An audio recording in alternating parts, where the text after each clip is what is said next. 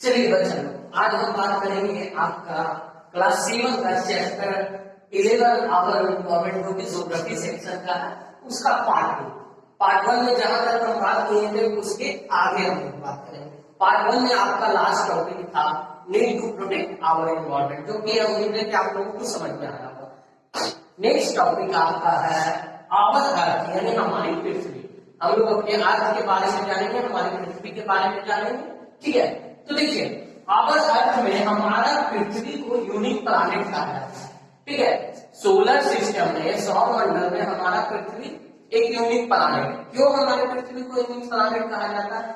क्योंकि हमारा पृथ्वी एकमात्र ऐसा प्लैनेट है जिस पर लाइफ संभव है, यानी जीवन संभव है, जिस पर इंसान, जीव जंतु आदि का अस्तित्व है।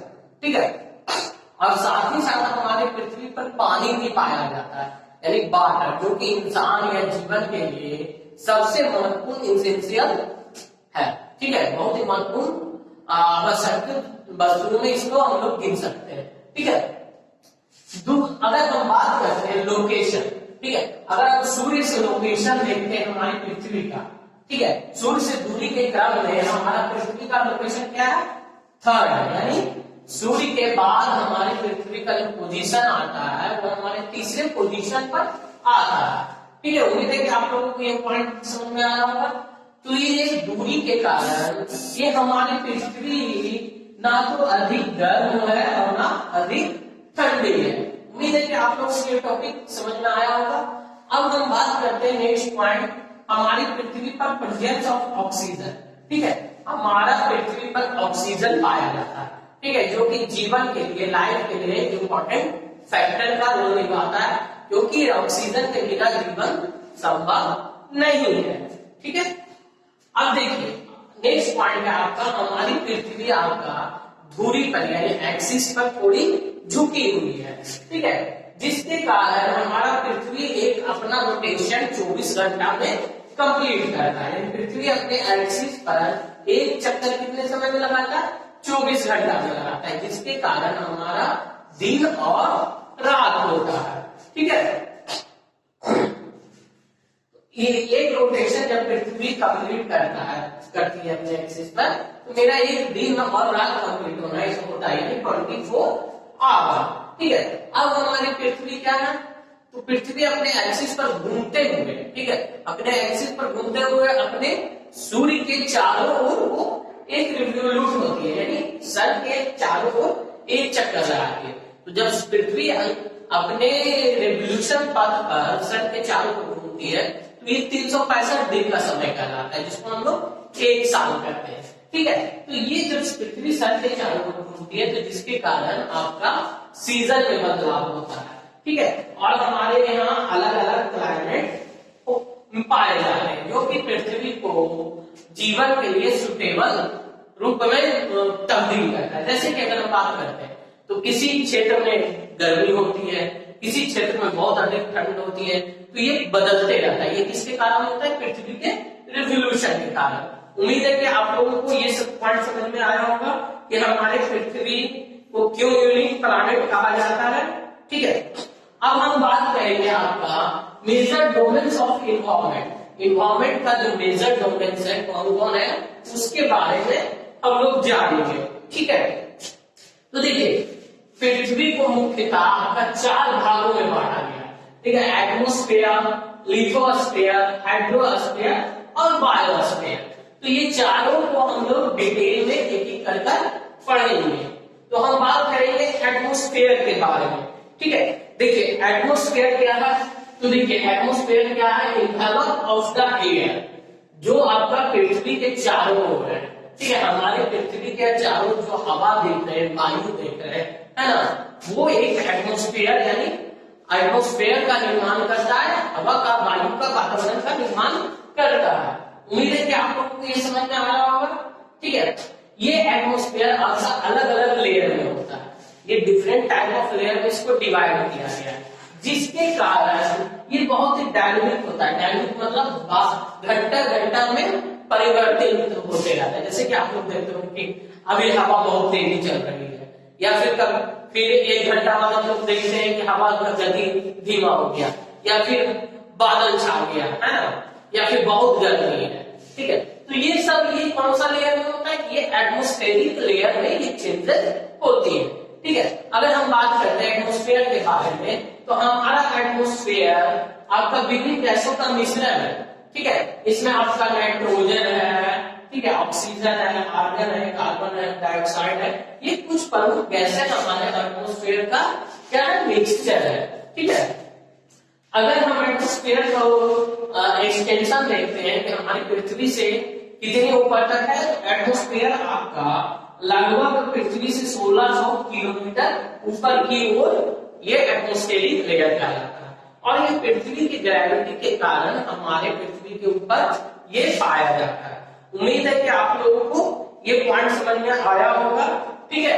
अब हम बात करेंगे कंपोजिशन ऑफ एयर, ठीक है। अब हम क्या बात करेंगे, कंपोजिशन ऑफ एयर, एयर का क्या क्या कंपोजिशन है उसके बारे में हम बात करेंगे, ठीक है।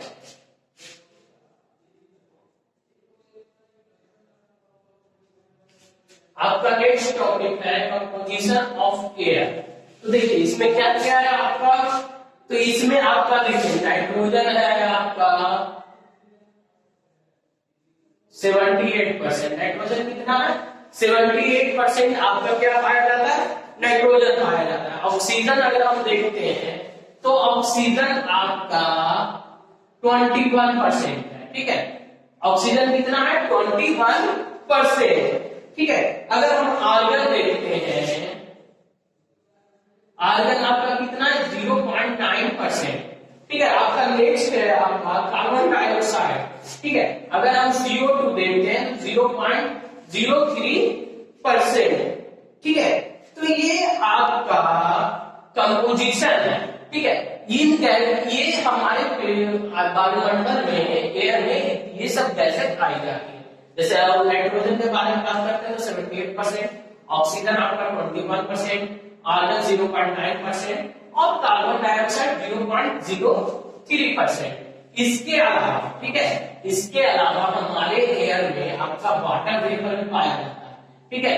वाटर वेपर भी, ठीक है, वाटर वेपर भी हमारे एयर में पाया जाता है, ठीक है। तो ये सभी चीज मिलकर आपका वाटर वेपर, डस्ट, स्मोक, ये सभी मिलकर आपका किसका निर्माण करते हैं, किसका निर्माण करते हैं, एयर का। उम्मीद है कि आपको एयर का कंपोजिशन समझ में आया होगा, ठीक है।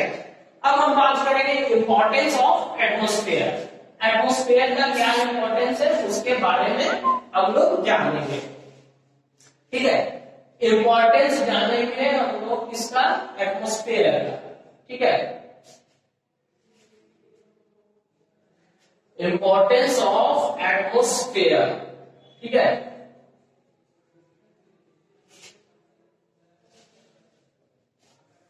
देखिए इंपॉर्टेंस क्या क्या है, तो देखिए हमारे वातावरण में, हमारे वायुमंडल में हवा और एयर का कंपोजिशन रहने के कारण आप लोग जानते हैं कि सूर्य से हानिकारक पराबैंगनी किरणें आती है, ठीक है, जो कि जिसको हम लोग इंग्लिश में अल्ट्रा वायलेट रे कहते हैं।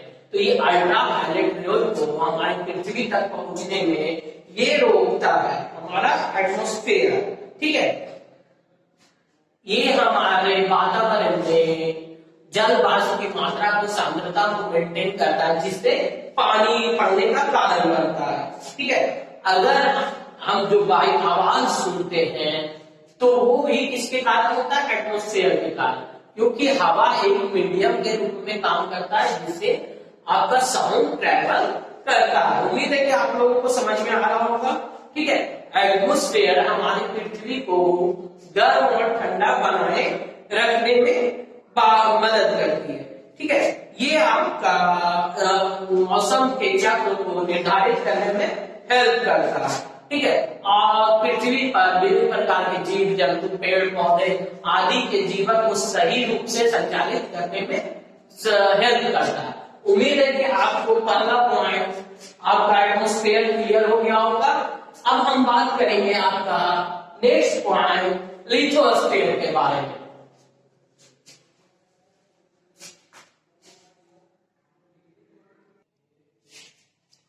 चलिए हम लोग देखेंगे आपका नेक्स्ट पॉइंट लिथोस्फीयर।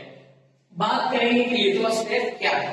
ठीक है, तो देखिए लिथोस्फीयर दो पार्ट, लिथोस्फीयर का अर्थ होता है वैसा स्फीयर जो पत्थर यानी रॉक का बना हुआ है। लिथो का अर्थ होता है आपका रॉक। हम लोग इसके बारे में जानेंगे। ठीक है, देखिए solid part comprises of rock material. The word lithos means rock, यानी लिथोस्फीयर हमारी धरती के अंदर का जो सॉलिड पार्ट है, ठीक है, वो किसका बना हुआ है? वो रॉक मटेरियल यानी पत्थरों का बना हुआ है। ठीक है, उम्मीद है कि समझ में आ रहा होगा।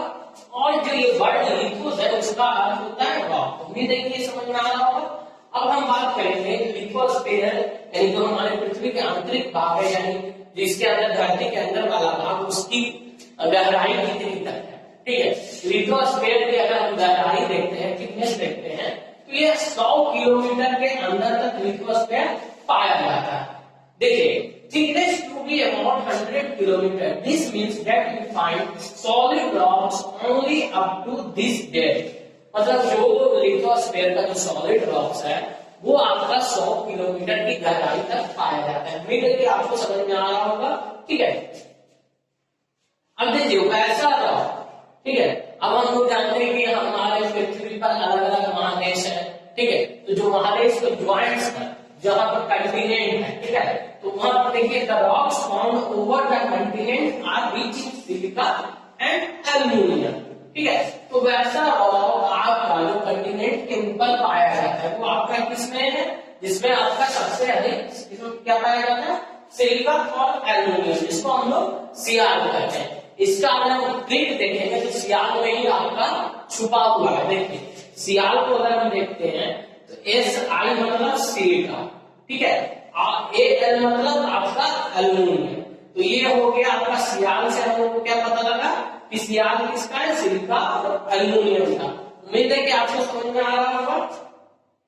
अगर हम बात करते हैं अब वैसा रॉक जो कि आपका सिलिका और मैग्नीशियम में रिच है, यानी वैसा रॉक जिसमें सिलिका और मैग्नीशियम की अधिक मात्रा पाई जाती है, उसको हम लोग क्या कहते हैं? सीमा। अब इसमें भी अगर हम देखें तो SI मतलब सिलिका, ठीक है, और Mn मतलब मैग्नीशियम, यानी सीमा किससे बना है? सिलिका और मैग्नीशियम से। उम्मीद है कि समझ में आ रहा होगा। तो देखिए ये जो सीमा है वो आपका ओशियन बेसिन में पाया जाता है, यानी समुद्री एरिया में जो रॉक्स है वो आपका किसका बना हुआ होता है? सीमा का। ठीक है, और वहीं अगर हम कंटिनेंट एरिया देखते हैं तो वहां क्या पाया जाता है? आपका सियाल। उम्मीद है कि समझ में आ रहा होगा। देखिए सियाल को हम लोग अपर क्रस्ट भी कहते हैं, यानी पृथ्वी का ऊपरी भाग कहते हैं, जिस पर हम लोग जो मिट्टी पाया जाता है, जो मिट्टी का निर्माण होता है वो आपका किस पर निर्माण होता है? सियाल पर ही होता है, यानी सिलिका और एल्यूमिनियम जो मिट्टी पाई जाती है, जो मिट्टी का निर्माण होता है वो इसी पार्ट पर होता है। ठीक है, sial is also called the upper crust, on this part soil are form. उम्मीद है कि आप लोगों को समझ में आ रहा होगा।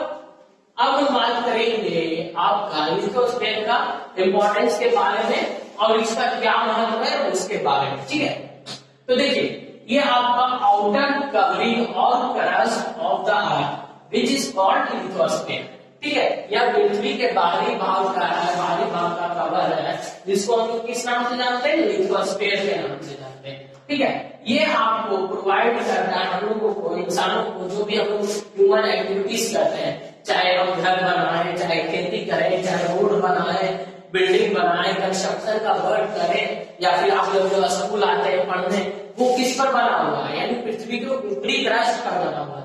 रोड कहाँ बनता है? पृथ्वी के ऊपरी क्रस्ट पर। घर पर कहाँ बन रहा है? तो पृथ्वी के ऊपरी क्रस्ट पर। स्कूल कहाँ बन रहा है? ऊपरी क्रस्ट पर। या जो खेती हो रही है वो कहाँ हो रहा है? तो पृथ्वी के ऊपरी क्रस्ट पर। यानी जो ह्यूमन जो एक्टिविटी कर रहा है वो आपका इस एरिया में होता है, लिथोस्फीयर में। उम्मीद है कि समझ में आ रहा होगा। अब देखिए इट गिव्स अस लैंड,